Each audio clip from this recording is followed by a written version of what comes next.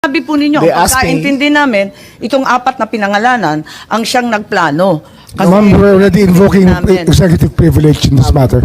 Yes. We're invoking executive privilege in this Yes, matter. that's fine, but it's Yes. in the interview, and it's Yes, ma'am. public. It goes as far as the interview, ma'am. Yes, ma'am. That's Yes, it. I'd like to understand. I think your brother was trying I to did not explain state in any what he way. said in the interview, and I'm happy They to asked hear me it. if I planned it. I said it was not me.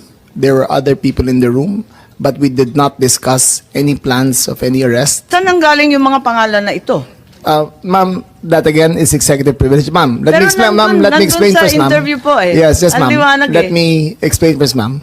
We were discussing rumors of an impending arrival Parang based on... hindi yung ganun ang dating sa amin eh. Ang pagkaintindi that namin, is the whole apat na truth, plano. ma'am. That is we were discussing rumors. Go ahead, ma'am. Patugtog na lang natin para maintindihan ha. What was and who was really on top of this? Kayo ho ba? Because during the press conference of the president, it was you and the president. Yes. So ikaw ho ba nagplano ng lahat ng ito? Hindi naman, hindi naman.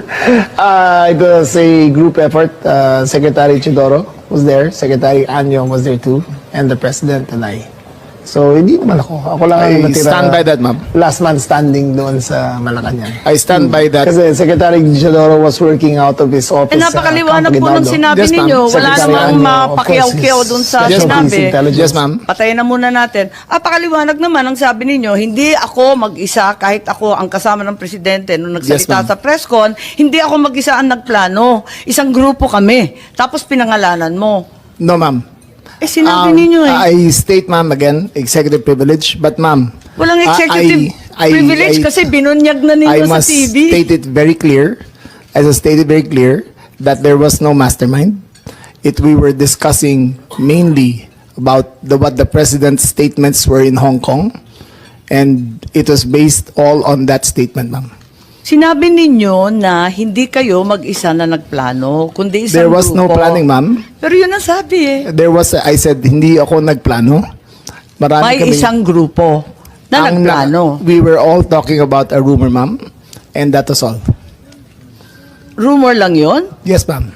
Group effort ang sabi mo eh. Ang tanong niya kung ikaw ang nagplano, tapos sabi mo, There was no hindi, planning, group ma'am. effort. There was no planning, ma'am. Anong Earlier, in-effort ng group ma'am, kapag hindi let me plano? make I think that intruding into executive privilege already, ma'am. I think that we please No, I'm respect just our... asking him to explain the media. Yes, ma'am. But Yes, it's already I'm a very thin confining- dividing line between what transpires in a room between... I